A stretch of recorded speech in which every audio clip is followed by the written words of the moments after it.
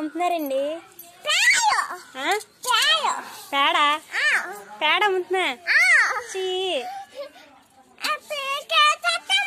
ఎంతండి పేడ? 100 రూపాయల పేడ వచ్చి మాకొద్దు. 10 రూపాయలు ఇవ్వండి. డబ్బులు ఇమ్మంటలేదండి, 10 రూపాయలు పేడ ఇవ్వండి.